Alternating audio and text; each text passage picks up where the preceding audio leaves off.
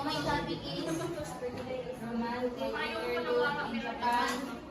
So romantic interlude in Japan, 1988. So, anyone?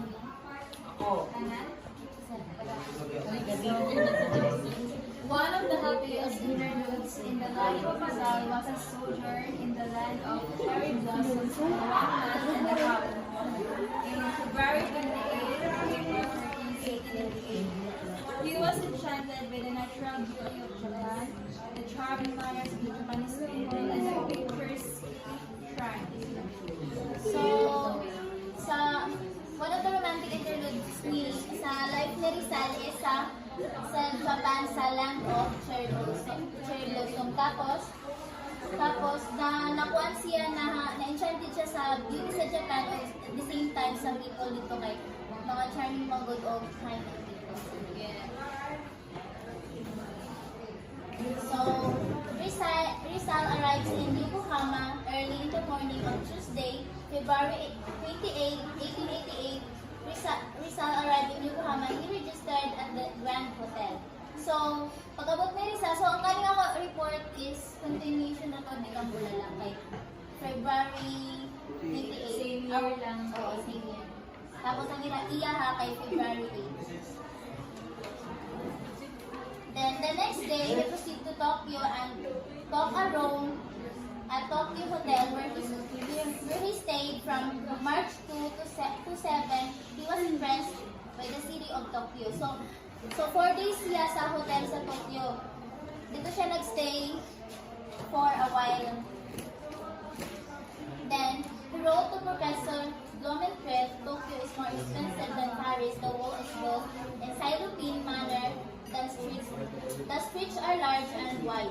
So, ang Tokyo daw is mahal siya ang rent sa ilang room dito. Tapos, ang kabalo mo kung sa Cylopean manner. Cylopean manner.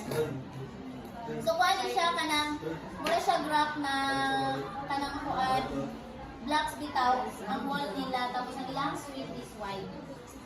So, isa'y makabasa.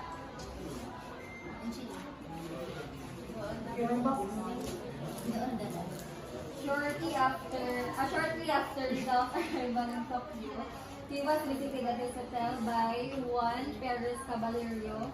The latter invited him to live at the Spanish legation. Thank you. So, kinsa ganit ko ang nag-invite kay kinsa ga-visit kang Rizal? Juan Perez Caballero. Very good. So, si Juan Perez Caballero, i-visit si Rizal at the same time, dihatagan siya ang invitation para dito siya magpuyo sa Spanish legation.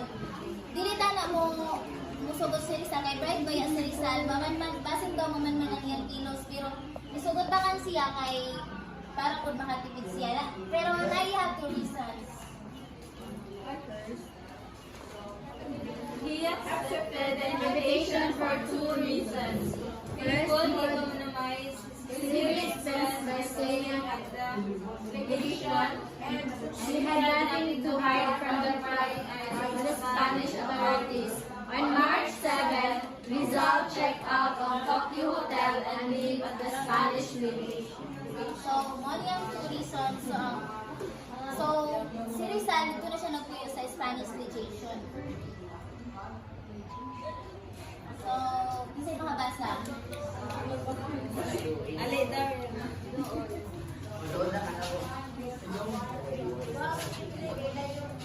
He and Perez Caballero became good friends. In a letter to Blumentritt, he described the Spanish legation as a young, fine, and excellent writer, and an able diplomat who had traveled much. During his first day in Tokyo, Rizal was embarrassed because he did not know the Japanese language. He looked like a Japanese but could not talk Japanese. Thus, he wrote to Blumentritt, "Here you have your friend Rizal, the wonder of the Japanese, who has the face of a Japanese but does not speak Japanese. On the streets, when I go shopping, people look at me and ill-educated children laugh because I speak such a strange language. In Tokyo, very few persons speak English, but in Yokohama, many speak it. Some believe I am a Europeanized Japanese who does not want to be taken as such. Yes. Thanks. So, nga galing na-embarrass si Rizal sa Ibaw Mags, Japanese.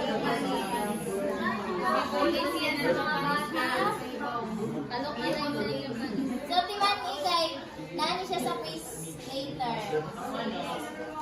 Katong na-embarrass si Rizal kay dili siya kabalo kaayo mo speak of Japanese.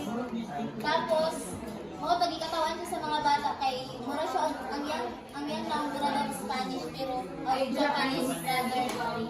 Pero di siya kabalong istorya of Japanese. Weird zone pa na sa iyo. Hana, basta.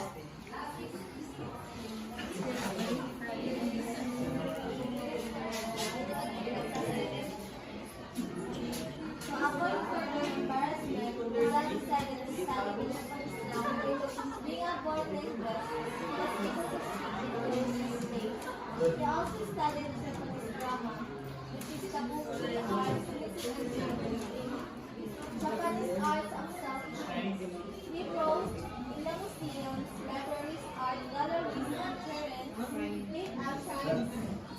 He visited Meguro, Nikko, Hakone, Miyanoshita, and the charming villages of Japan.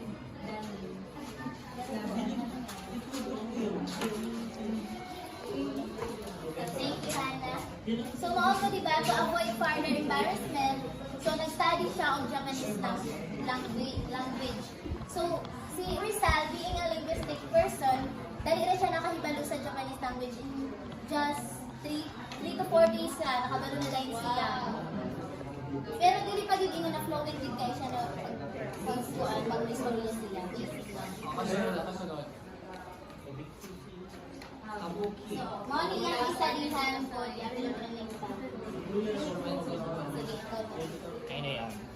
The things which favorably impressed Rizal in Japan were, first, the beauty of the country, its flowers, mountains, streams, and cinematic panoramas. Second, the cleanliness, politeness, and industry of the Japanese people. Three, the picturesque dress and simple charms of the Japanese women. Fourth, there were very few thieves in Japan, so that the houses remained open day and night. And in the hotel room, one could safely leave money on the table. Five, beggars were rarely seen in the city streets like in Manila and other cities. So, diba, na-impress din si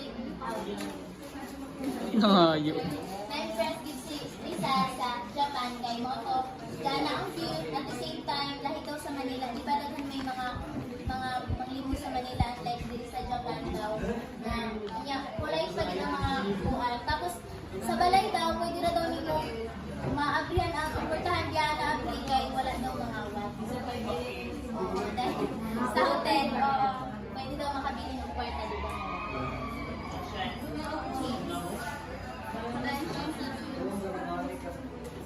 Romance with Osisa.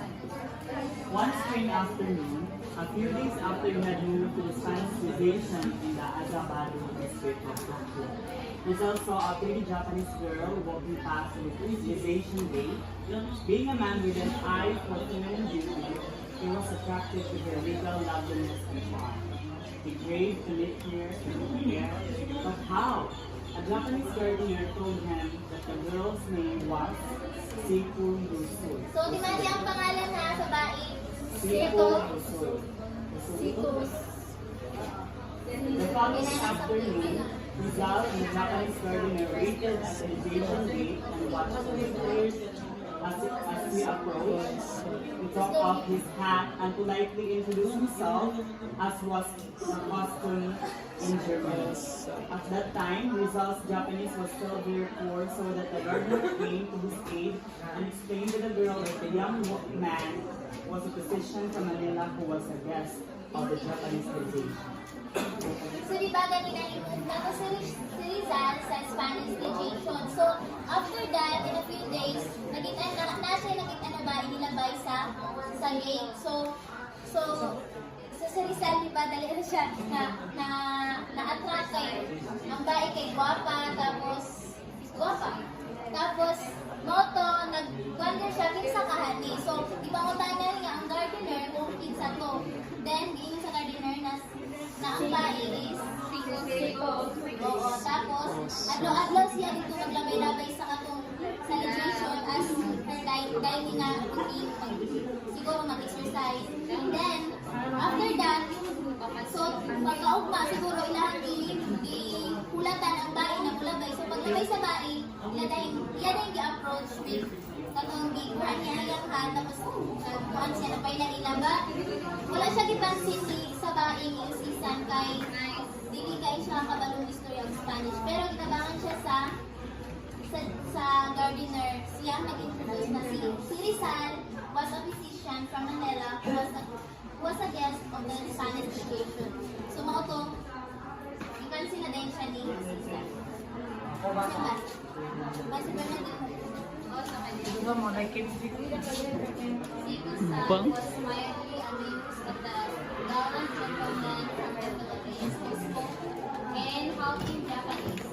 She replied in English for she knew that language and also French. The two then conversed in both English and French language. Barrier was thus eliminated. Since that first meeting, Rizal and Usisan, as Rizal called her, meet almost daily. Together, they visited the interesting spots of the city: Imperial Arts Gallery, the Imperial Library, the universities, the Shukubutsu, and Botanical Garden, the city parks, particularly Hibiya Park, and the River Square shrines. So, si Usisan sumoto na ang siya sa gallant gentleman na si Rizal. Then, si Usisan, ni-reply siya o English language ka kang Rizal, kaya kabalungan siya mo. So, kita yung basa. Okay, type yung Pearl eh. So, sa kang kita. Rizal saw in lovely Usisan the qualities of his ideal woman, charm, modesty, and intelligence. No wonder he fell deeply in love with her.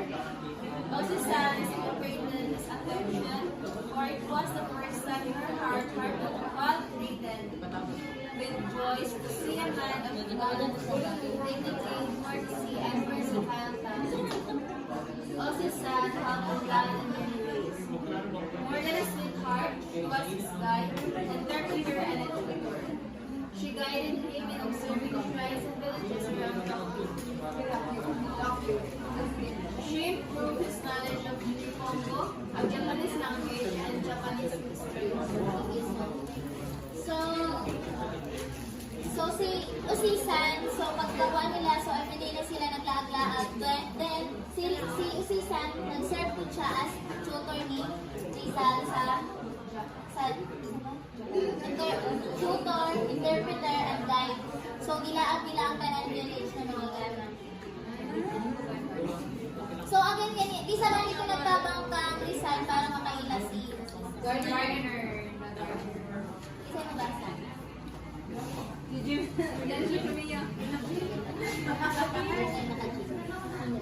Season given occasion almost led Rizal to settle down in the valley. At the search bar, good job at the Spanish University. If you naman ang mag-research, willpower, he would have lived permanently in Japan and happily at that season, but then the world would be around and the relatives in particular would have lost. So, because of Usisan, si Rizal, hapit siya na mag-attempt na mag-settle na sa Japan. Kunya na na-offeran pa si Rizal and good job. Hapit na siya mag-settle, pero nauna-unaan niya ang iyang mission na oo sa Pilipinas. Sabay mo basa? Go, James. Rizal on OC-san. Rizal's great love for OC-san is attested by the hero's diary.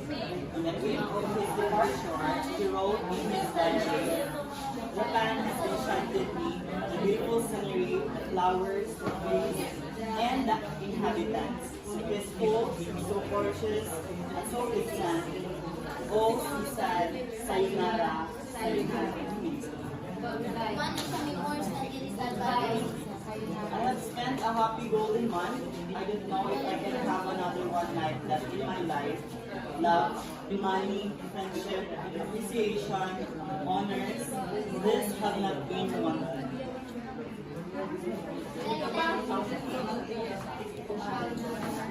You shall never return to know that I have once thought of you, that your image lives in memory. And undoubtedly, I am always thinking of you. Your name lives in the side of my lips. Your image accompanies and animates all my thoughts. We shall return to pass another that way, but it is divine after your life that in that home of the glory. When shall the great hours I spent with you return? When shall I find them with their word counter worthlessly? You, the color of the camellia, its freshness and its elegance. You shall never return to know that I have once thought of you, that your image lives in my memory, and undoubtedly I have always thinking of you. Your name lives on the side of my lips. So, mauso siyang memoirs ni Rizal para magusto mo. Sayonara, Japan. On April 13, 1888, Rizal wrote, boarded the Celtic in English. At Yokohama, bound for the United States, he left Japan with a heavy heart, for he knew that he would never see this beautiful land of military success. And his love Oshi-san. Slowly his sojourn in Japan for 45 days was one of the happiest moments in his life. So, gininawa si Rizal sa April 8, 1988. So, he left Japan with a heavy heart. Kaya kabalo siya natingnan niya nakita ng land of cherry blossoms and also his beloved Osi-san. 45 days na sila. 45. Sila. Wala sila nagkakot. Nagmansari sila. So, isa mo basa? Ako. Dali. Sabi.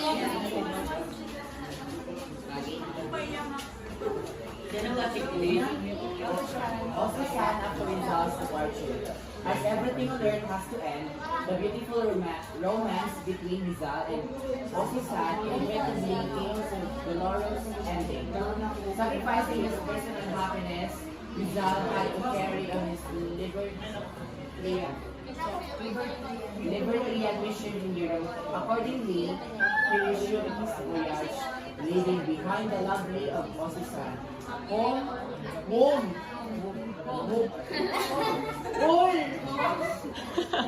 he passionately loved, broken-hearted by the departure of Rizal, the first man to capture her heart. Osi-san mourned for a long time the loss of her lover. Eventually, she became signed with fate, cherishing her death with nostalgic memories of her romance with Ano yung So, after bigyan ni Rizal si Rizal, na-broken-hearted si Osi-san, kaya syempre si Osi-san siya, si Rizal niya ang first love. Tapos, first impression ko sila yung heart. Isa pa yung basa. Super basa. Ay, saan? Rizal, ate ako, nakaisip na. Another passenger of his Rizal depended on board the building was his also hero, a fighting Japanese journalist, Naval Squadron Chief of Human Rights, who was forced by the Japanese government to leave the country. Just as result was fulfilled to leave the Philippines by the Spanish authorities. During their intimate acquaintanceship, almost 8 months, April 2013, to admire Rizal, whose patriotism and magnificent talents greatly fascinated him and influenced him to fortify his own crusade for human rights in his own country. Alas, The following year, 1891, he published political novel titled Dalikana. Storm over the South Sea or Guardian sa Timog Dagat, which resembles Rizal's No Limitang Nireregla.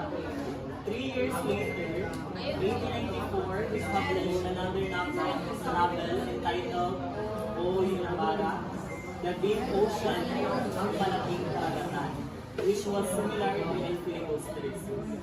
so si Ted ko, ano siya ang igaling Rizal after niya sa Japan. Tapos, dahil nga silang writer, gigamit nila ang ilang pen para makapag-ilay. Tapos, si Ted ko, nag-publish din siya novel similar sa No Limitang Nireregla o sa El Filipos Tres. So, kung sa ganitong novel na similar sa No Limitang Nireregla, at sa El Filipos Tres ko, Or ano, ako dahil silang tingali. so that's all sa akin.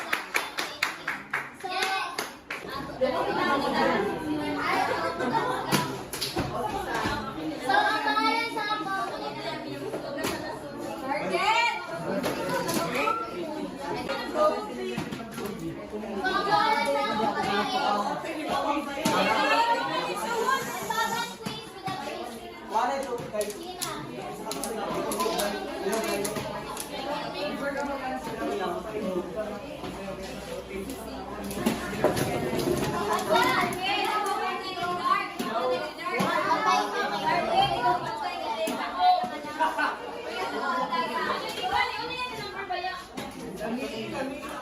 Hoy, ano na naman si Darwin?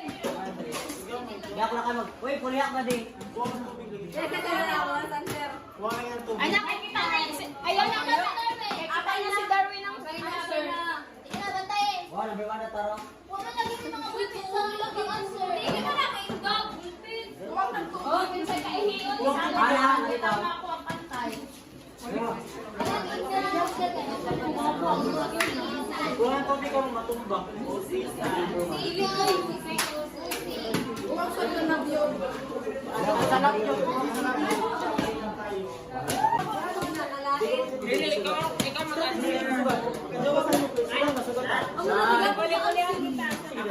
Sa kamerato ni pag-answer, nga di ka mo kakaindog. Ulan niya. Pagbuhay, pag-bulpin, ang eskwela, basa. Gagawin mo, Benjay.